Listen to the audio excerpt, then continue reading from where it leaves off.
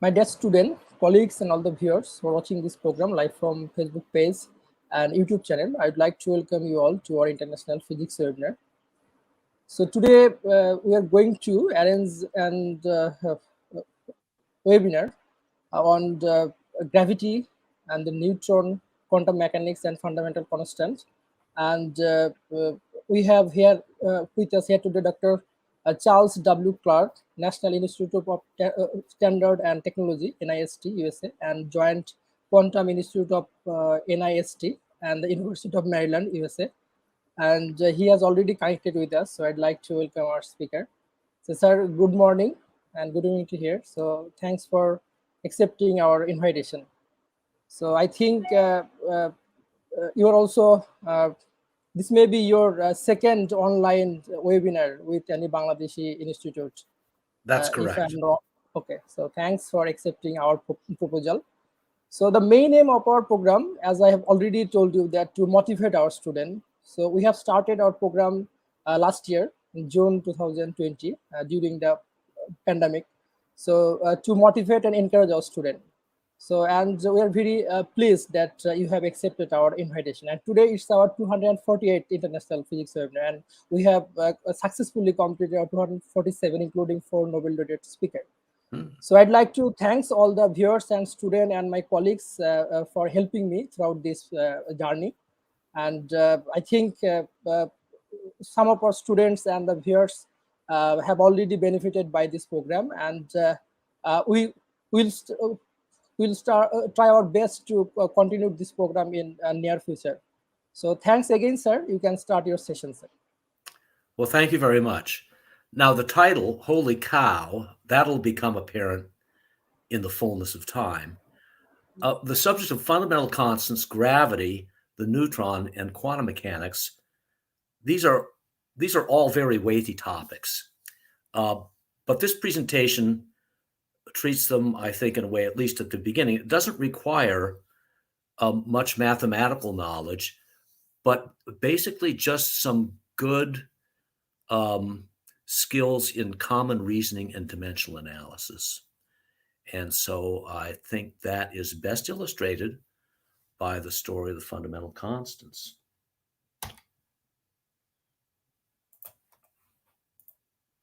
I first like to mention that the reason I'm here, or the immediate reason I'm here, is to give a talk dedicated to my friend, mentor, and colleague, Muhammad Arif, who is a compatriot of yours, of those of you who live in Bangladesh.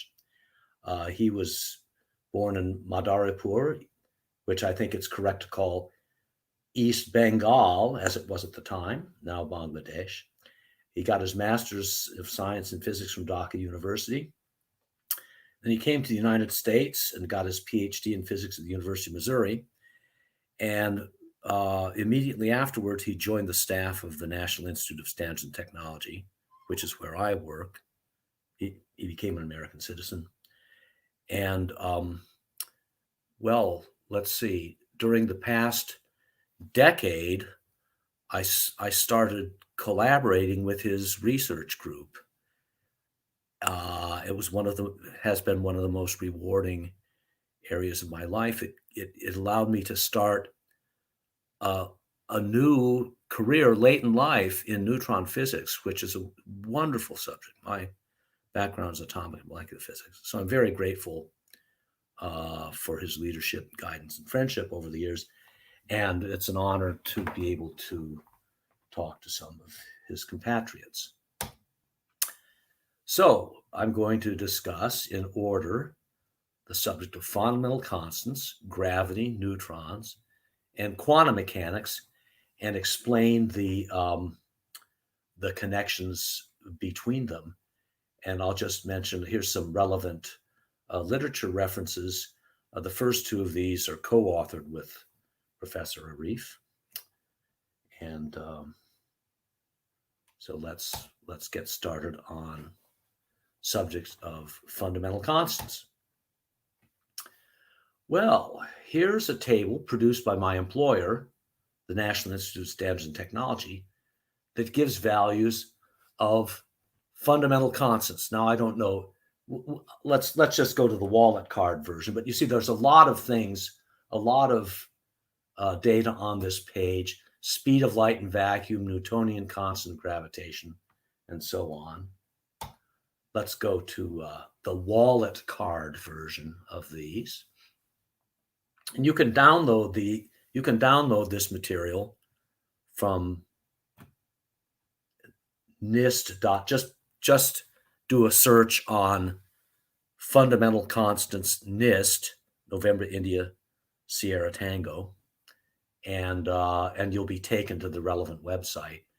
This is a site I use all the time, just when I'm looking up values of, let's say, the Rydberg frequency for use in calculations. And here's a very typical display that's available in a card size format. Wallet card is like the size of a credit card. And so, for example, the Newtonian constant of gravitation, which characterizes the potential energy of the interaction of two masses. Here is its, what we say, the numerical value. It's the currently accepted value, and I'll go into that in more detail, of 6.6 and something times 10 to the minus 11 in units of meter cubed, inverse kilogram, inverse second squared. And in this table, you see there are parentheses after the numerical values. So for the case of G, for example, it means we have a 2-digit uncertainty, and that means that it's the uncertainty in the last 2 digits of this number that contains 6 decimal digits. And you can see that this is, on this card, you just need to look at the length of the integer string. This is the largest uncertainty by far in all of the fundamental constants. Well, okay. How do the fundamental constants change in time? Let me ask you. Do the fundamental constants change in time? Is anyone able to give me a live answer on the mic to be on the stream? Gives answer one, no. Okay, no is actually a really good answer, because it then introduces the following question. What is the reason for saying no?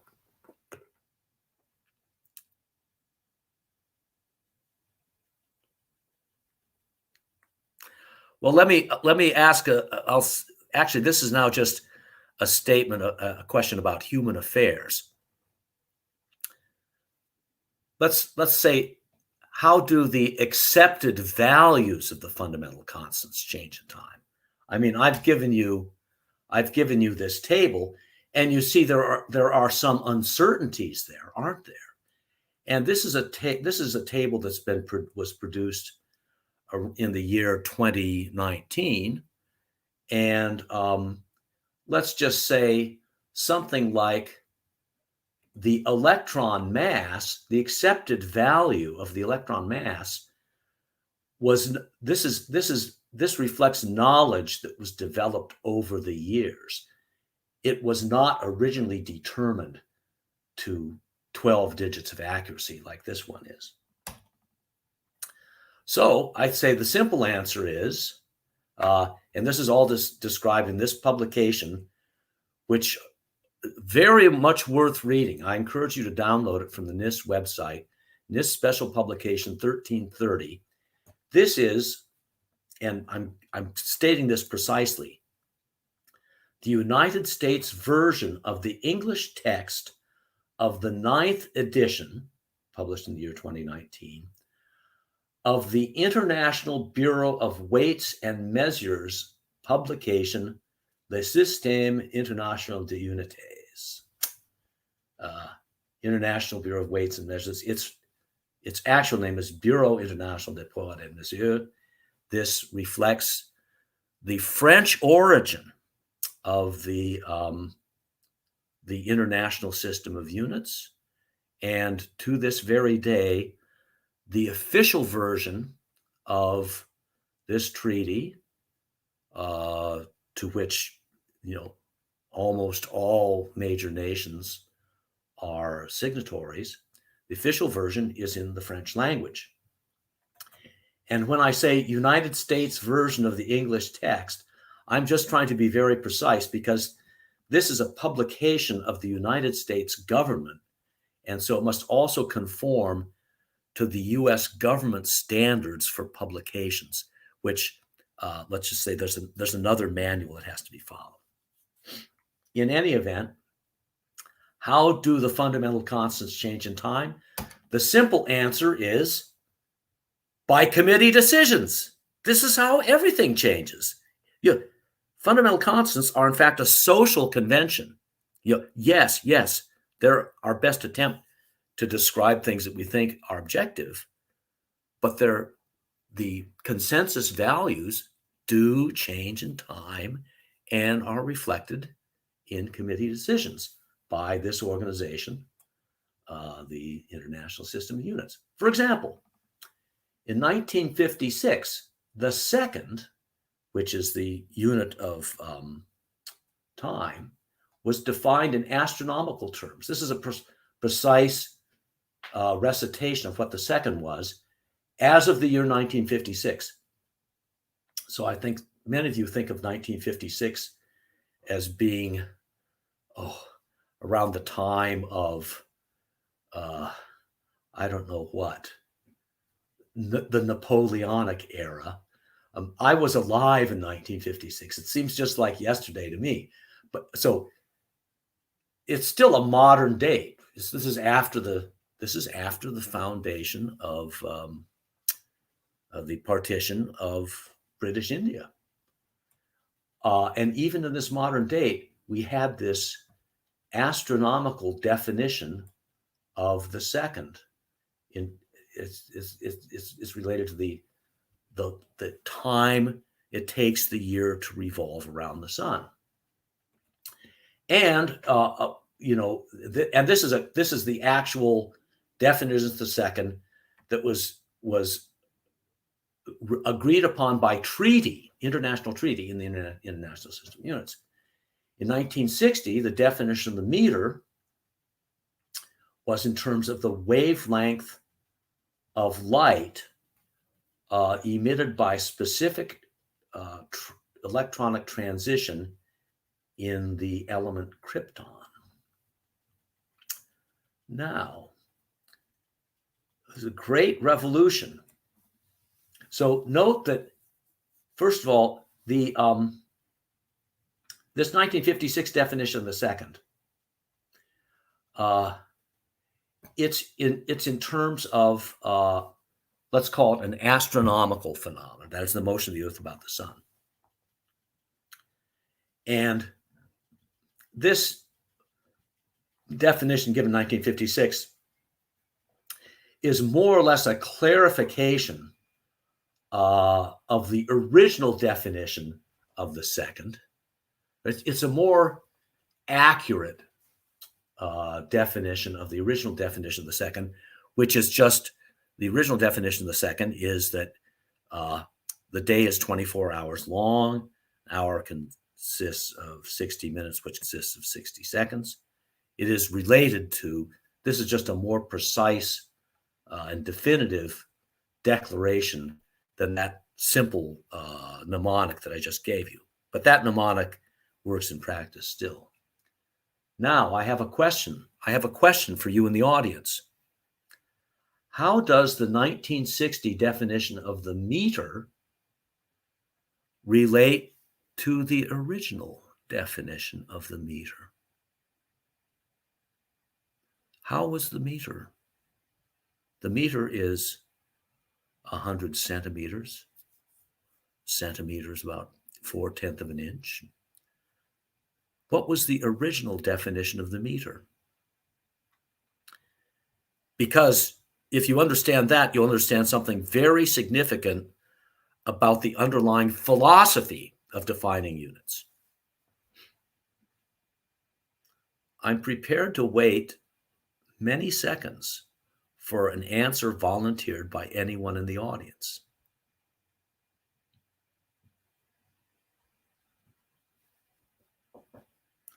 You use meters as conventional units of length in Bangladesh, do you not? I should think the original definition of the meter would be something of general interest to any educated person.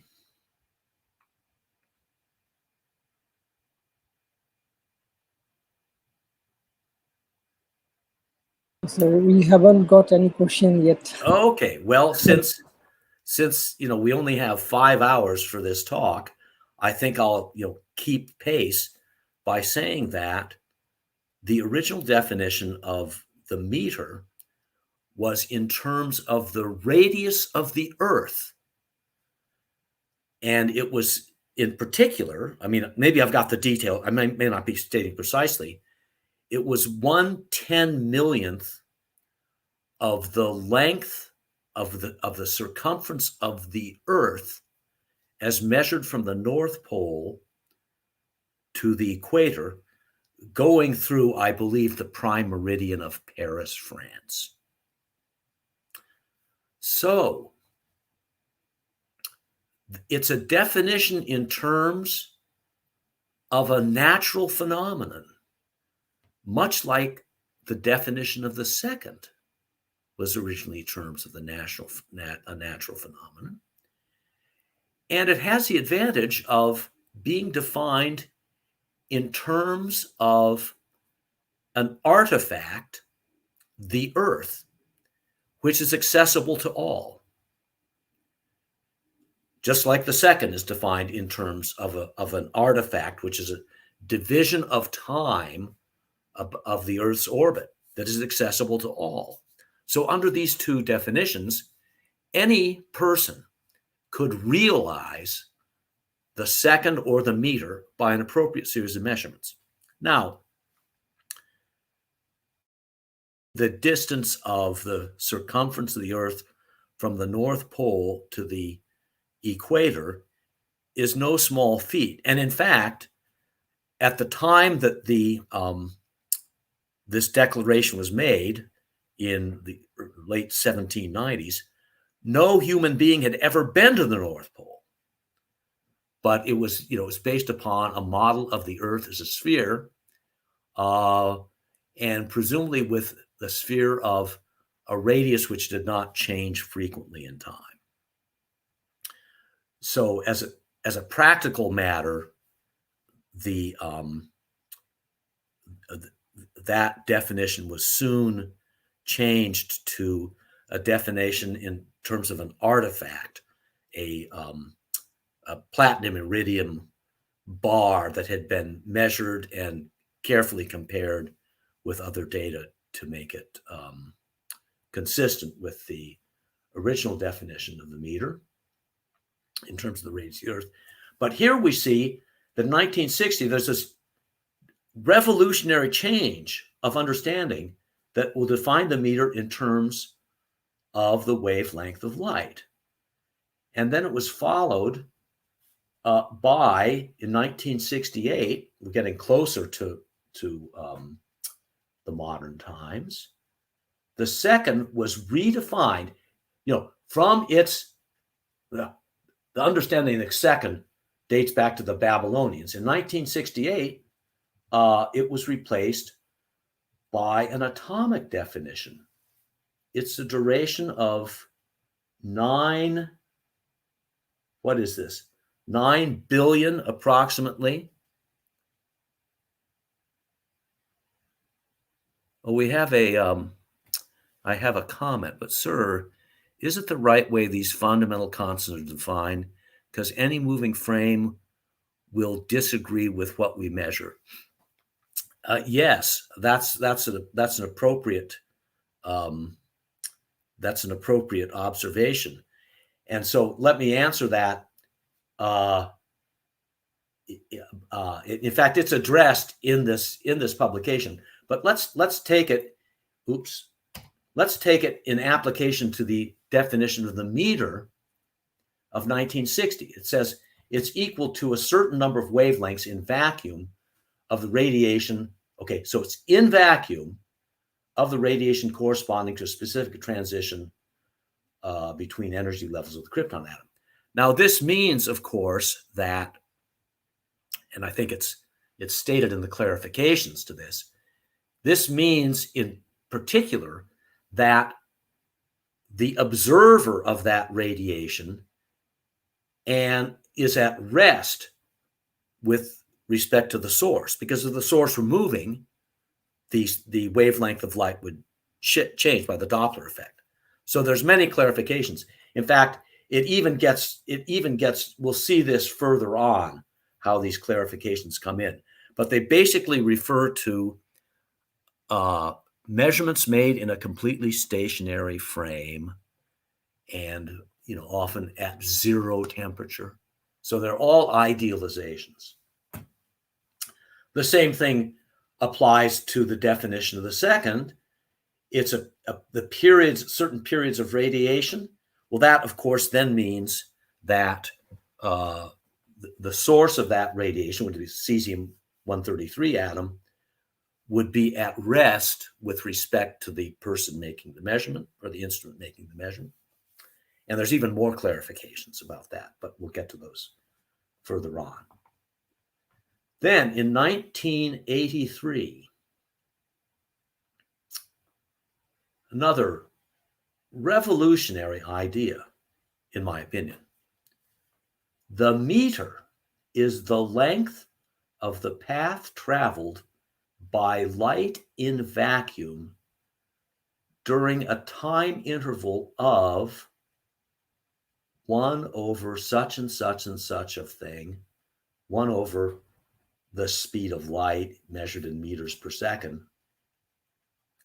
of a second.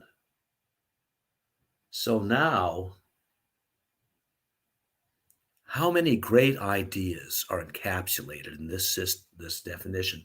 And by the way, when you buy a meter of cloth in the market or a meter's length of wood, your transaction, your faith in that transaction is based on the idea of the constancy of the speed of light.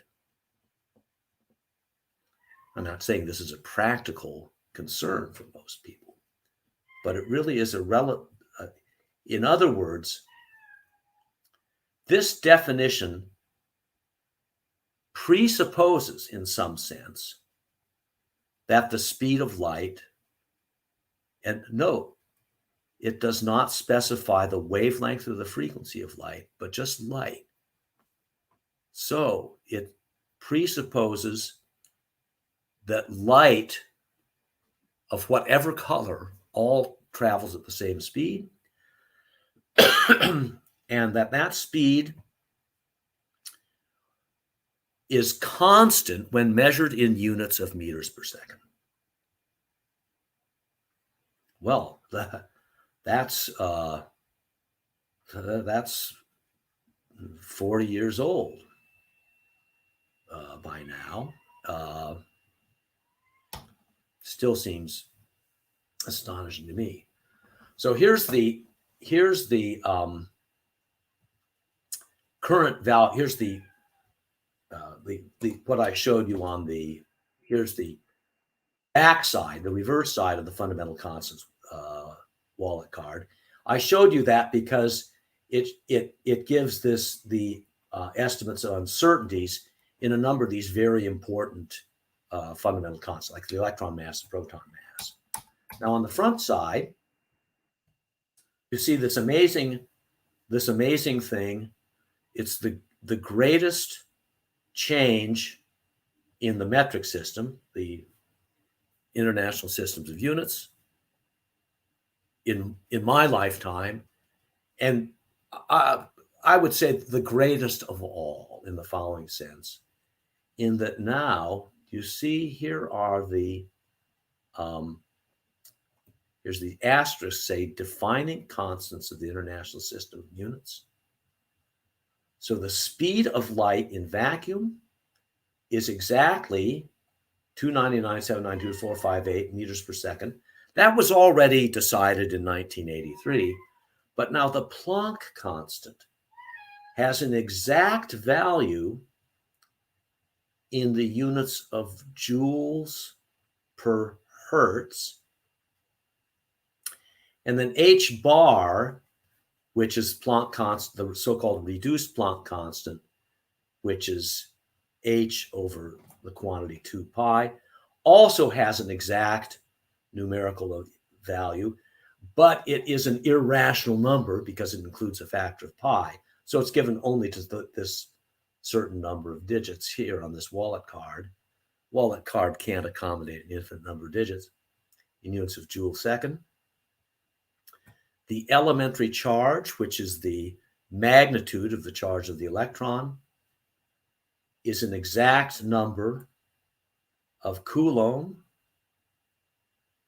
The Avogadro constant, which is the number of atoms in a mole, or number of elementary substances, atoms or molecules in a mole, is an exact number in the units of inverse moles. Boltzmann constant, which describes the temperature emitted by radiative intensity of light of a black body of certain temperature, and exact numbers in joules per Kelvin. And luminous efficacy, which relates to the human visual system's impression of light, is exact number of lumens per watt. So for the first time, these fundamental constants are deemed to have an exact values in units of the System International, SI units. Okay, here is a topic that I think so I just mentioned that there's a presumption in the definition of the system of units that the speed of light does not change in time. Well, isn't it appropriate to ask, for any educated person to ask, is that true? Does the speed of light change in time? And about 10 years ago, I read this book.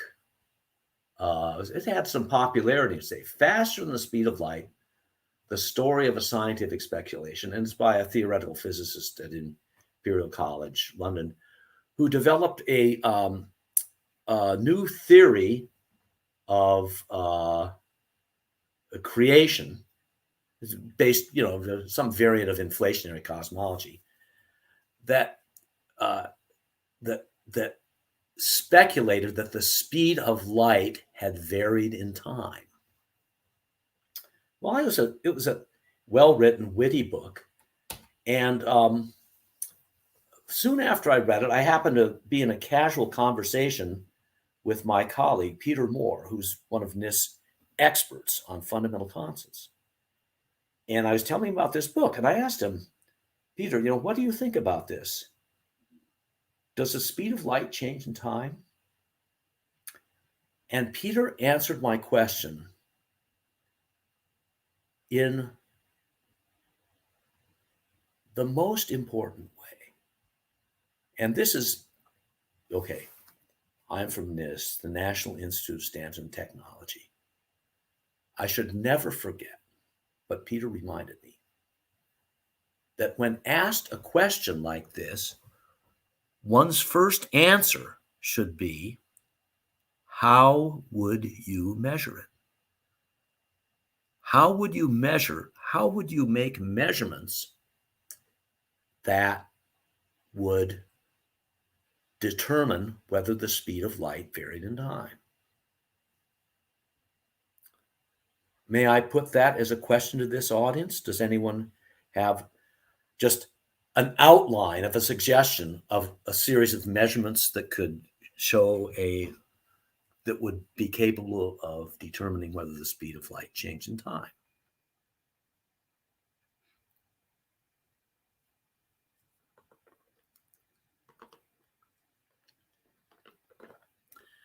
For example, Galileo speculated that light traveled with a finite velocity, and he even made some measurements, or was involved in the analysis of some measurements. But at that time, this is in the late early 1600s, it was only possible to say that the speed of light was very much faster than other things. The first determination of the speed of light was made astronomically by measurement based on the orbital precession of the moons of Jupiter. So it's not easy to measure the speed of light, but it was first measured almost 400 years ago, and there were many, many subsequent measurements.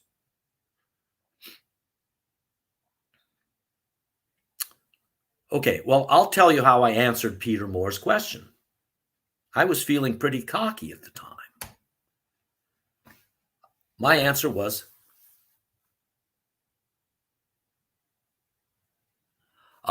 so now we have a very insightful comment by Jodul Kader, who says, fine structure, constant change over time. Yeah, I'll get to that in a moment. I think you've anticipated an important point that I'm about to make. I said I'd just been involved in some experiments on, in fact, that matter. I'd say I'd used optical time domain reflectometry. Well, what is optical time domain reflectometry? I'll give you an example, a Victorian example that describes acoustical time domain reflectometry, written in this very, very entertaining and informative book, 150 years old, by Isaac Todhunter. And he gives in an early chapter an application that has been made of the fact that sound can be reflected. And the application was to this amazing system set up by the post office in London, England. There was a set of subterranean tunnels. This shows the surface part of a tunnel that goes underground.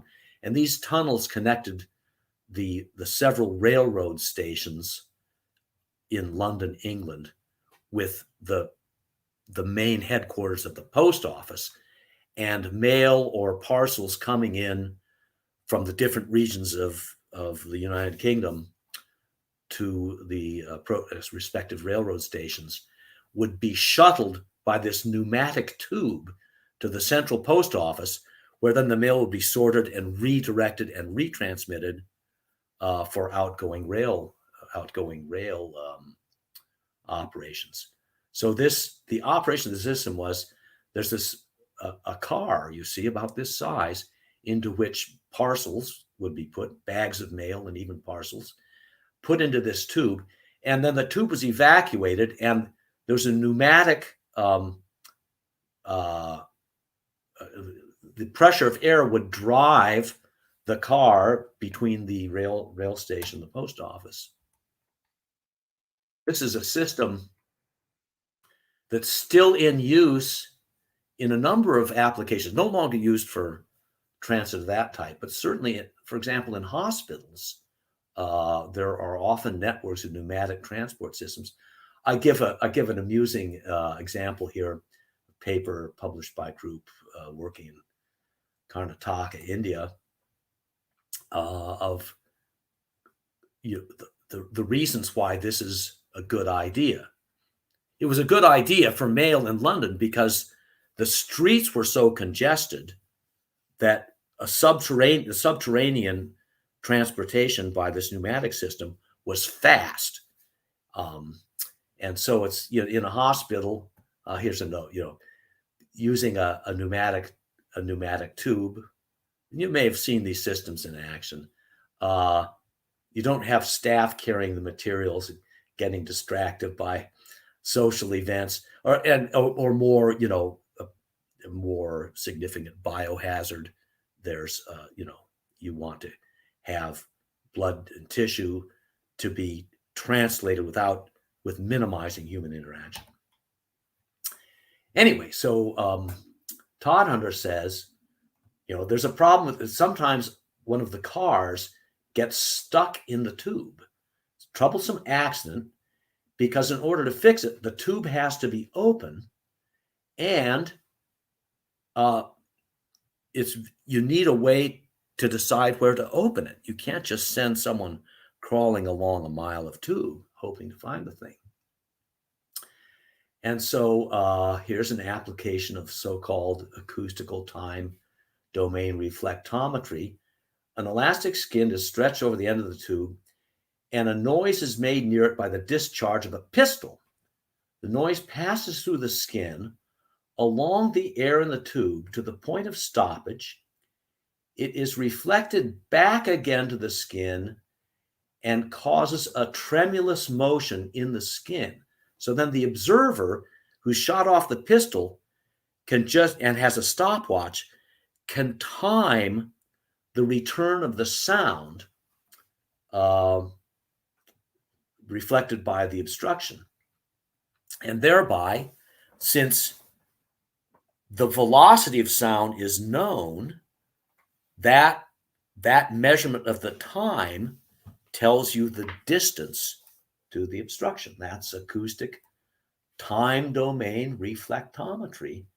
And actually, it was made possible here by a Victorian acousto-optic modulator, which the acousto-optic modulator is the elastic skin that modulates light waves seen by the person who shot off the pistol, and that solves the problem of determining location.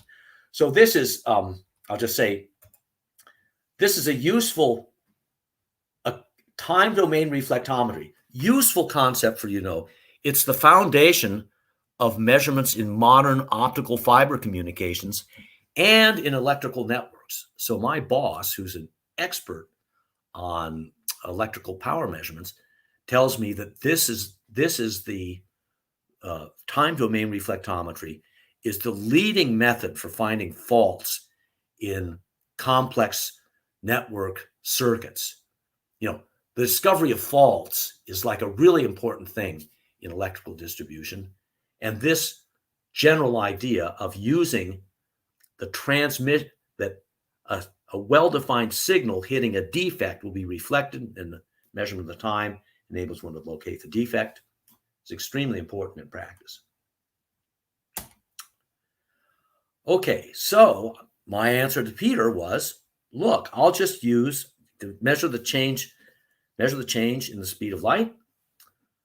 I will just set up acoustic time domain reflectometry, and I'll measure the distance between the 2 points. I'll send a light pulse and measure the time that's returned. And so the speed of light will be that distance divided by the time. And what Peter said to me was, well, suppose you do that experiment, you do it carefully, you do it at different times, and you find your measurements tell you that the speed of light has changed. What have you learned? And I said, well, that's evidence that the speed of light changes in time. And Peter's reply was, well, maybe the speed of light changed in time, or maybe your units of length changed, or maybe the units of time changed, or maybe the speed of light and the units of length and the units of time all changed. You can't uniquely, assuming your measurements are accurate, you cannot infer from them that the speed of light has changed. So, I think this is actually an important intellectual concept, which derives from the simple principle of dimensional analysis. And that is that it's not possible in principle, it's not possible to measure the time variation of an observable that has physical dimensions. We can discuss that later if you like. Some people have difficulty grasping this basic idea. Okay, so back to how do the fundamental constants change in time? Well, okay, from the standpoint of the committee, these fundamental units do change in time. They have currently accepted values. And now the question is, well, let's see. This is an older version of the wallet card. So where only the speed of light and the magnetic constant have exact values. Then there are these previous values for the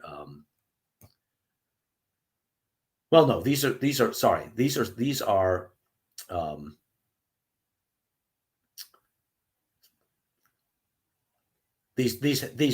other quantities do have uncertainties, including now here's one. You see the units. Here are the fundamental constants. These all have dimensional units. Then there's this fine structure constant, E squared over 4 pi epsilon naught h bar c. Very important fundamental constant. It has no units. So in the question of possible variation of the fundamental constants, here's one that is dimensionless, and so one can indeed meaningfully ask the question, does the fine structure constant change in time? Let me see if I have a... Would anyone like to suggest another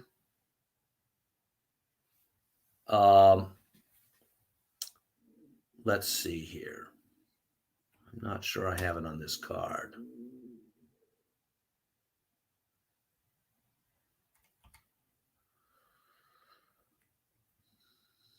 Would anyone like to suggest another possible dimensionless combination of fundamental constants that would be of interest to see whether it varied in time?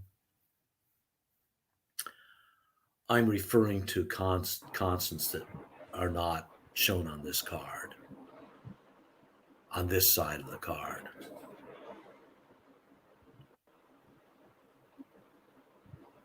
So sorry, we haven't get any comment yet. Okay, so for example, the ratio of the proton mass to the electron mass, that's dimensionless. So you can ask, we have accepted values of the proton mass and of the electron mass.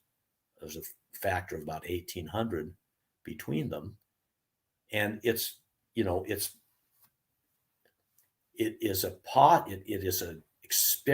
question to be put to experiment whether that mass ratio is possible to be whether its time variation can be measured. And in fact, this fine structure constant its name derives because it is originally identified with reference to the fine structure in atomic hydrogen, but it's pervasive. It is core. There's no single measurement that determines it. It's correlated with many of the other constants. So, for example, another fundamental constant is the neutron mass. You can ask, does the ratio of the neutron mass to the proton mass vary in time? We don't know the answer to that. We have some bounds. And you see, although the neutron is a neutral particle, the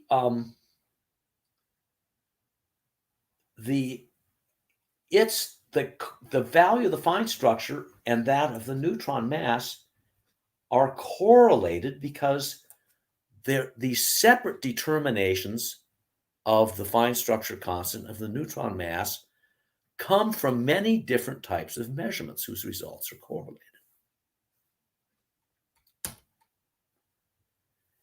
And I'll just say this: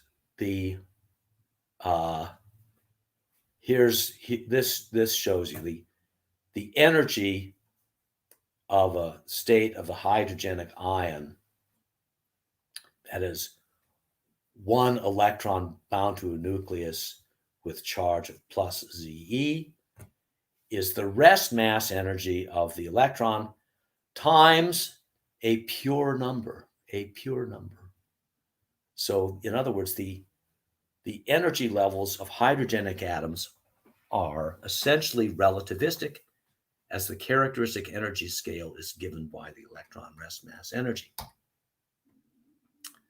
As a short derivation, so the Dirac hydrogenic ion E is equal to mc squared times the quantity of 1 minus quantity Z alpha squared over 2n squared, where n is a principal quantum number.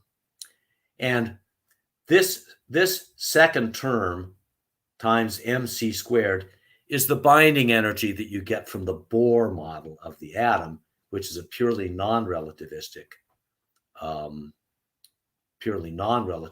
calculation. But that basically, alpha is E squared over H bar C. So there's this effect that the product of the rest mass energy and the square of the fine structure constant eliminates the speed of light. I mean, maybe it's just me, but there's something just very beautiful about how all this stuff fits together. And there's now a branch of precision measurement based on atomic and molecular physics that is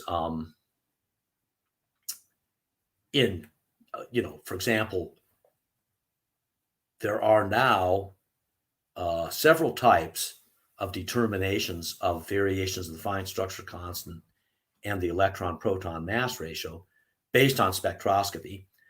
So far, the changes within experimental uncertainties are zero, but the uncertainties are quantifiable.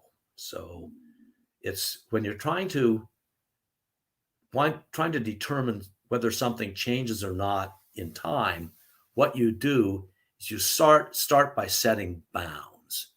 And so currently the best experiments give bounds which are consistent with no change in time. But people keep pursuing this.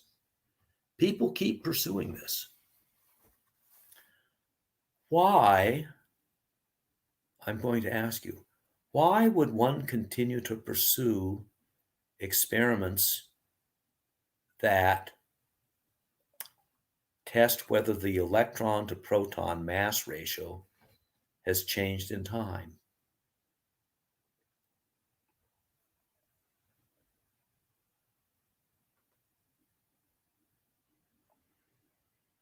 I mean, there are highly educated and well compensated experimental physicists who do that, who are engaged in such searches. And I'll say it, just to be crude. If you found within experimental uncertainty that the electron-proton mass ratio had changed in time, has changed over time, and if that was verified sufficiently by others, you would get a Nobel Prize in physics, because that is something that is not accommodated in the standard model upon which all of our other physics is based, microscopic physics is based. So you would have found a hole in the standard model, and there are many reasons for thinking that the standard model is incomplete. Well, it's certainly incomplete in the sense that gravity stands apart from it. But even when you even not thinking about gravity, there are other significant problems with the standard model. You can read all about them in this paper. And I will, since I've mentioned gravity, let me move on to that. Another fascinating topic.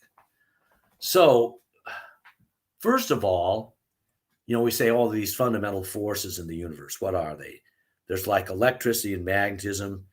There's the weak interaction. There's the strong interaction. And then there's gravity. Well, gravity is the only one of those fundamental forces that everyone has experienced directly every moment of their lives. You're conscious of your weight. You know not to walk off heights because you'll be accelerated fast. That's the result of a fundamental force. And but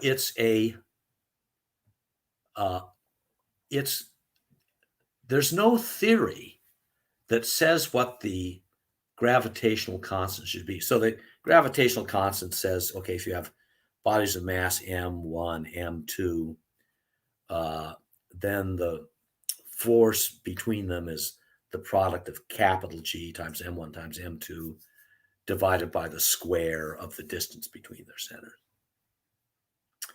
And that constant G was first measured, actually, measured quite well in terms of its comparison with modern determinations by Cavendish in the late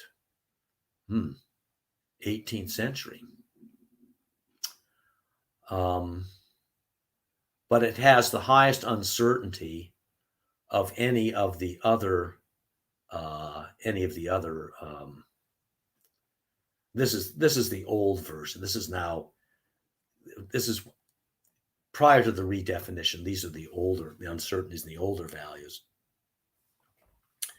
But you can see it's much less well understood than the fine structure constant, which is also related to the force between two charged particles. Furthermore, I mentioned that the values of the fine structure constant are correlated with the values of many other of the fundamental constants. But the big G, the Newtonian constant of gravitation, is the only fundamental constant that has no correlations with any other constant, any other fundamental constant.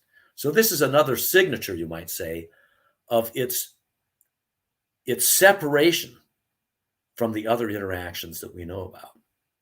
This is like a great mystery. Who knows when it'll be solved? Why is gravity seemingly decoupled from all the other forces?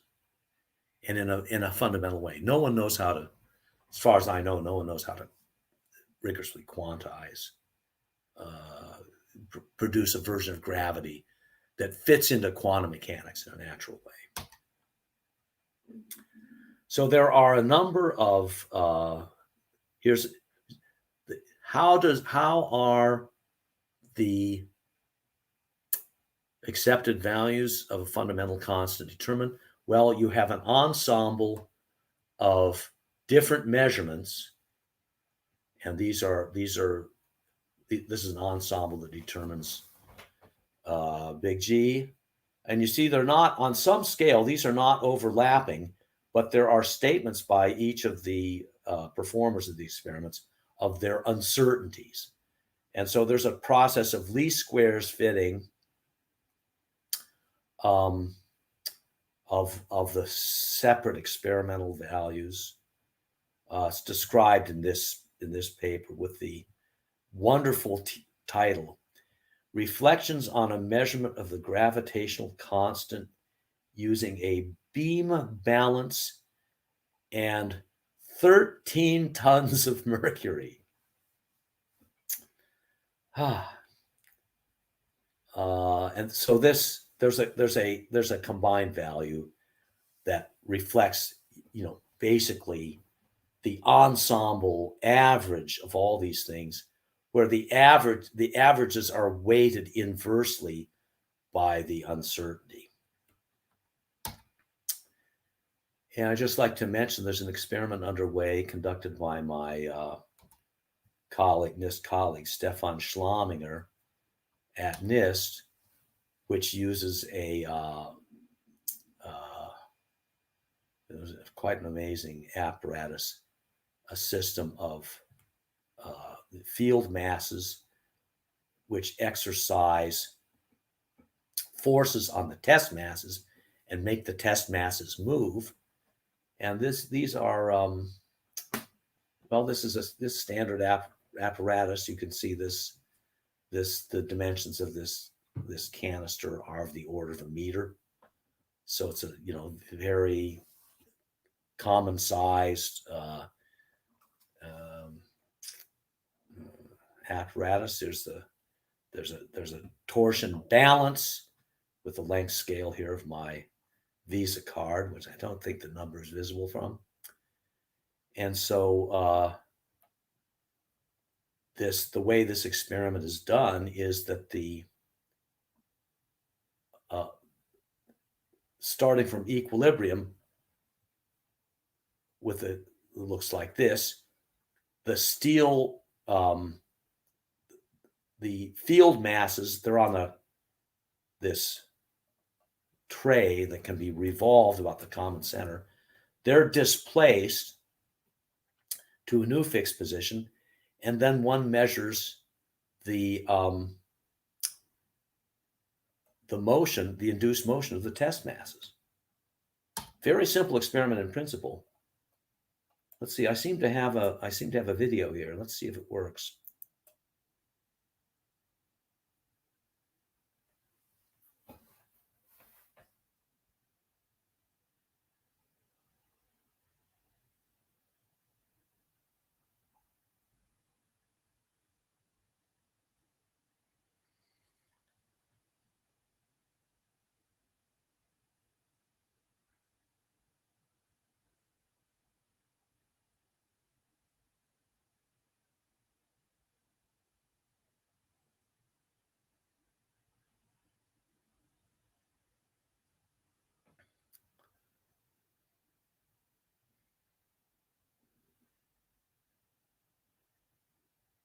This is science in action.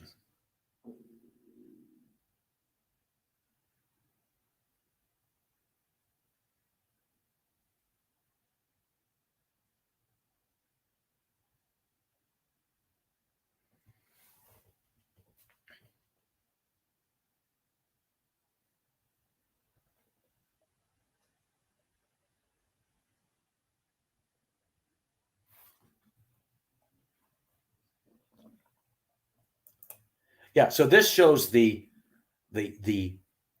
position of the field masses. They're in equilibrium with the test masses, and they're doing small oscillations about the equilibrium position.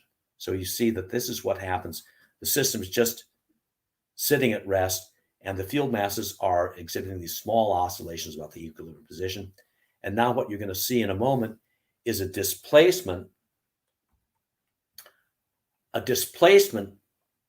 of the field masses, and then that will result in a change in the position of the test masses.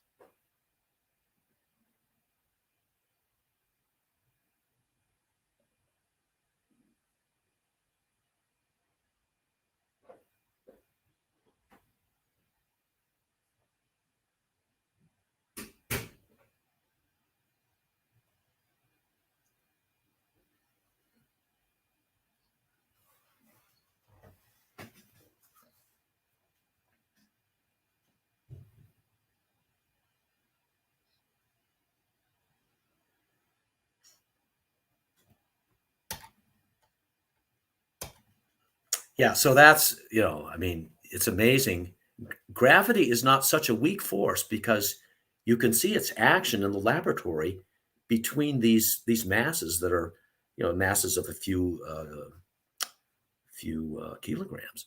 Another example that I saw, about 3 years ago, you may remember this is one of the greatest feats of planetary exploration was the observation of this object by the New Horizons satellite mission. Far the furthest planetary object ever visited by a probe, Ultima Thule it was called.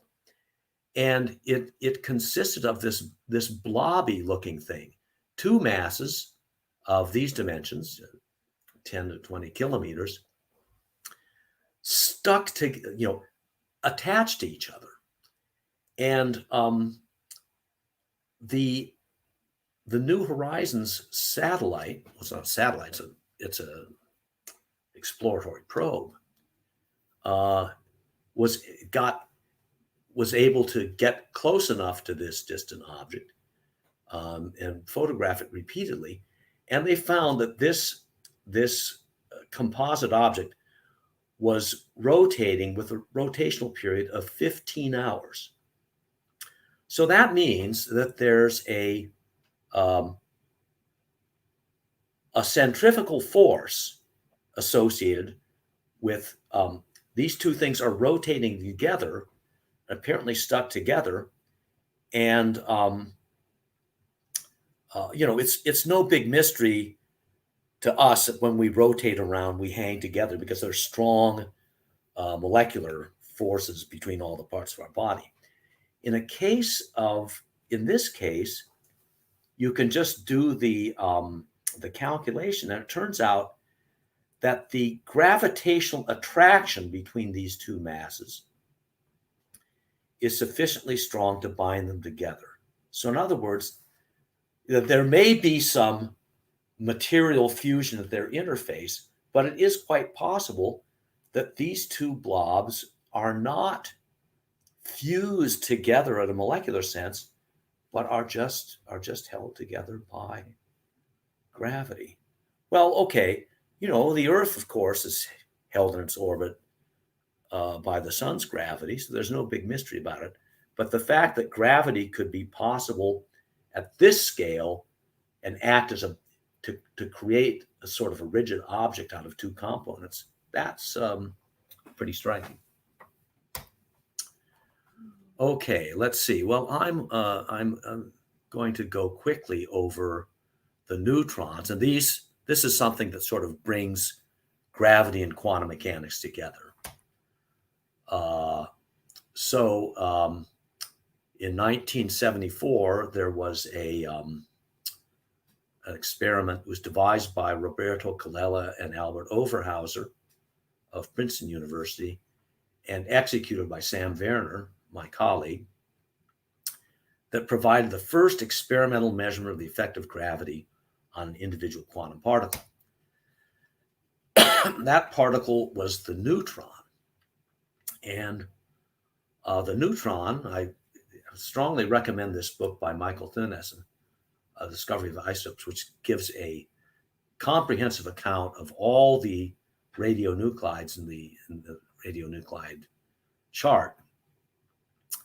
The neutron, which is seen at, this is atomic number Z in the abscissa, and neutron number N in the ordinate.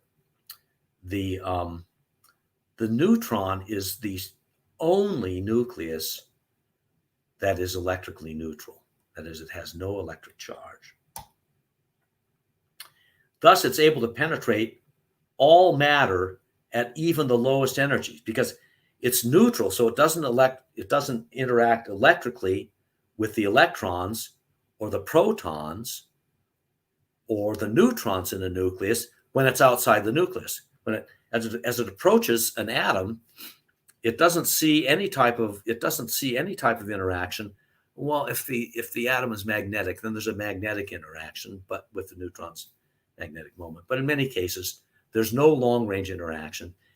And even as it starts penetrating the electron shells, there's no interaction. Well, maybe a weak interaction, but not a substantial one. And only when it gets inside the nucleus is it subject to the strong force. So it's able to get inside all nuclei. That's the reason why it's the vehicle of nuclear reactions. It also has the effect that it interacts although it interacts only by the strong interaction is highly localized inside the nucleus, so that from a macroscopic perspective, the neutron is weakly interacting. This is shown, for example, on the left, we see a mobile phone photograph of two flowers in a lead cask taken by my NIST colleague, Daniel Hussey. And here's on the right is the same vignette, but now being viewed from the side by neutron radiography. So this cask, between our viewpoint, behind this cask is a nuclear reactor. It's emitting neutrons that pass through the lead cask and are scattered by these delicate flowers. And do you see? You can see the veins in a leaf. And I think if you look carefully, you can see the stamens and the pistils inside the delicate blossom of this flower due to neutron scattering. So it shows that they pass through lead and are scattered by a light flower. And clearly, just from the visual evidence, you can conclude that these neutrons provide us a form of optical imaging. I mean, we're seeing the same type of structure of a flower that we see with light, but of course, we're seeing it in a much different way. So this is a testimony to the wave mechanical properties of these cold neutrons. It's identified by Fermi as basically gave the idea of neutron optics in the world, which has been perfected, and in particular, we're able to exploit neutron interference in examples that have aspects of the double slit experiment of quantum mechanics. So how do you make a particle take two paths at the same time, which is sort of the underlying so-called mystery of quantum mechanics? And the way that it was done by Colella, Overhauser, and Werner, or Werner is how we pronounce that German name in the United States, C-O-W, cow, used a neutron interferometer. Here's a monograph on the subject by late Helmut Rauch and Sam Werner, published in 2015. And using an interferometer very similar to this, which consists of a platform made out of single crystal silicon of dimensions of about the size. It's about the size of a standard 355 millimeter soft drink can. You use a Mach-Zander interferometer. Neutron beam coming from the nuclear reactor is split by a single crystal silicon mirror. Part of the beam passes through unaffected. The other part, about half and half, is Bragg reflected. They each go on to a second mirror. The same thing happens to each of these beams at the second mirror. There's also in each case, there's a pass through that leaves the interferometric chamber. But you have a Bragg reflection of each beam at the second mirror. And then at the third mirror, you get a linear combination of both beams into an ordinary and extraordinary output port, and you monitor the neutron signal at these two ports. This is a Mach-Zehnder configuration, which has become a very standard type of interferometric technique in ultra-cold atoms. It's also widely used in electro-optics communications as a light modulator. And so here's experimental data that shows the signals in the H and the O beam as a function of a variable, which is a quartz sheet that's put in one of the beams and then is rotated, and that changes the optical the neutron optical path length between the two arms, and then you can see that as a function of that angle, you get nice interferometric fringes. So that's been used. That's been used for a number of applications, including the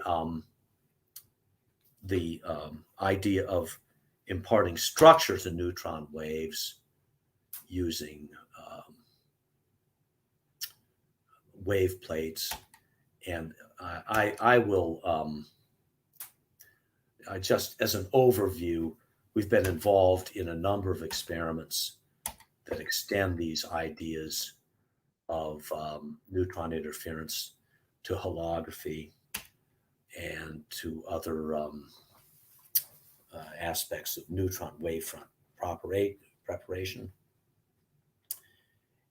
And but I think in the interest of time, I will stop there, and thank you all for your interest and participation, and I'd be happy to answer questions. Yeah, thank you, sir, for your wonderful presentation. So we have got a few questions. The first one, sir, why hyperfine transition frequency of CS is enlisted with CAs, and why CS? Oh, okay. So the hyperfine transition frequency, let me go back to the relevant slide, just to the data table.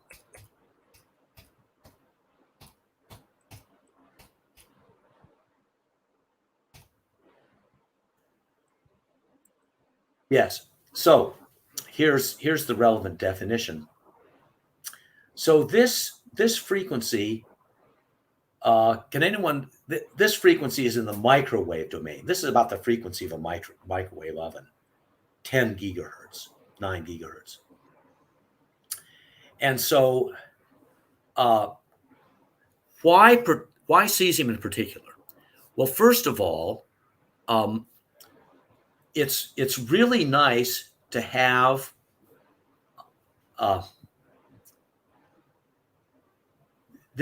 it's based on microwave radiation that was developed for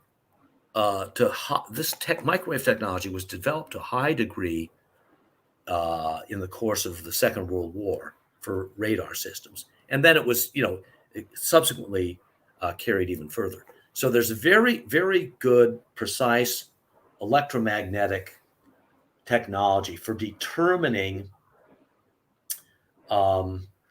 frequencies to this number of digits that's available. And this is a frequency which is characteristic of the so-called hyperfine transitions in atoms. So these are transitions in which, so the cesium-133 nucleus has a nuclear spin and a nuclear magnetic moment, and the electrons, the cesium has one valence electron with an electron spin, and when looked at high resolution, there are basically two spin states of the cesium-133 atom, one in which the electron and neutron spins are anti-parallel, and the other one in which they're parallel. And so you're measuring, basically, it amounts to a transition in which the electron spin of cesium is flipped with respect to the nuclear spin. And so that lies in the microwave range, and so it's experimentally accessible. It can be measured with microwave precision.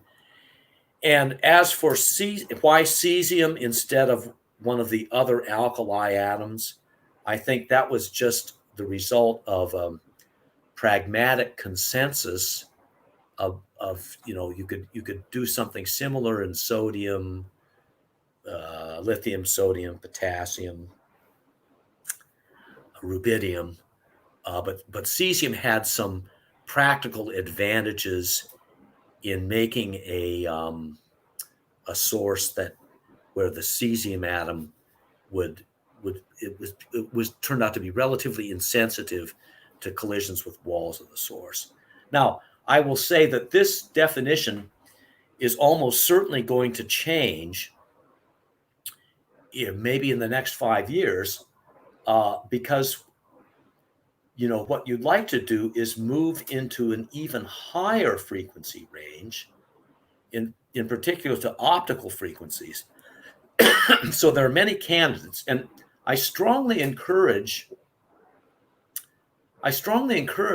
all of you, every one of you, should download this SP330. It's very informative, and its virtue is that it has the exact complete history of the metric system, the SI, and it's explained in terms like this, very clear terms like this, because these are intended to be read by the diplomats who are responsible for signing the treaty that says that their nation is in compliance with the system of units. So it has to be understandable. And in this document, you will find that there are suggestions of how this definition will be changing. And I would say in a time scale, it might be about 5 years from now, to a definition using an optical frequency. So they're so-called atomic optical clocks are being developed, and they have a much higher potential precision than the microwave standards that are the source of the current definition of the second. So very good question. I hope I've given you a satisfactory answer. Thank you, sir. We have another question. So is Planck length the most fundamental length possible, or we can find anything even smaller than that? Well, yeah. So the Planck length is a length, I say hypothetical length, which you can prepare from the gravitational constant, the Planck constant, and the speed of light. And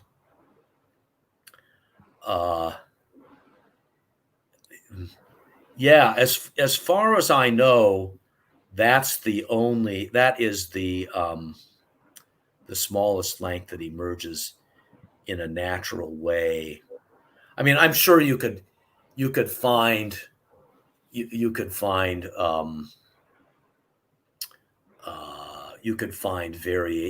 variations on that by multiplying it by the ratio of the electron to proton mass raised to the 100th power.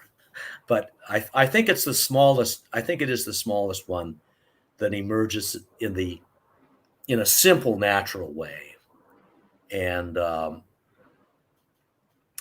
it holds out the the prospect, it suggests some form of unification of gravity, quantum mechanics, and relativity that might underpin our future understanding of how gravity fits into quantum mechanics. So I think my answer is yes. It is the smallest one that can be, to my knowledge, best of my knowledge, it's the smallest one that can be formed in a natural way. But of course, you can make arbitrarily small values of natural constants just by multiplying them by dimensionless units like mass ratios or the fine structure constants. Okay, sir, thank you. This may be the last question. So what is loop quantum gravity? What is loop quantum gravity? I will give you a simple answer. I don't really know. It is an approach to trying to get a unified theory of gravity, unified meaning one that fits into the framework of quantum mechanics. And I understand that it's it's a competitor among other approaches, but I'm not the person to explain to you the details or give it a comparison. Let's just say there's a small community of people who are rightfully intensely engaged in trying to figure out how to bring gravity into bring it into the standard model. We know that the standard model, it's wonderful, it's amazing, but it has problems. And like, for example, the asymmetry between matter and antimatter in the universe. And then, just beyond the sort of pragmatic observational problems, gravity stands outside it. So the hope that gravity can be reconciled with the rest of fundamental physics has attracted the attention of many people over the years. Einstein was, just terribly concerned about it. And it remains a great challenge. I mean, physics is not a settled subject. Even if you work like me, I work in sort of semi-applied physics, applying physics to measurement problems. Even in that sort of, more mature side of physics, it's like a beautiful subject with many surprises as you go into different domains. And the challenge of unifying physics at the fundamental level is probably more enticing now than it ever has been, because we have all these newly developed high precision techniques, which have led, as from this slide, well, I'm not showing that slide right now, the evolution of the units of measurement reflects the technological progress that's taken place over the centuries. And you see it's all tending in one direction, towards higher precision and towards more concise and unambiguous determination. And I think that's a trend that is certainly worth pursuing to see what it will give to this, grand idea of unification of the knowledge of physics. Okay, sir. Thank you for your wonderful presentation and excellent discussion session, sir. So we would like to say thanks on the behalf of the Department of Physics, Pabna University of Science and Technology, for accepting our invitation, sir. It was a great webinar. I think students and viewers have enjoyed this session and learned a lot of things. So thanks again, sir. And hopefully in near future, we'll we'll arrange another webinar with you, and after the situation improve, and I'll definitely invite you to visit our university and to arrange a face-to-face session. Yeah, So I would love to visit Bangladesh. yeah, I hope to be I, able to do so in the near future. yeah, I think you will like it because Bangladesh is a very beautiful country, and I think you will enjoy it. So thanks, sir, and bye for today, sir.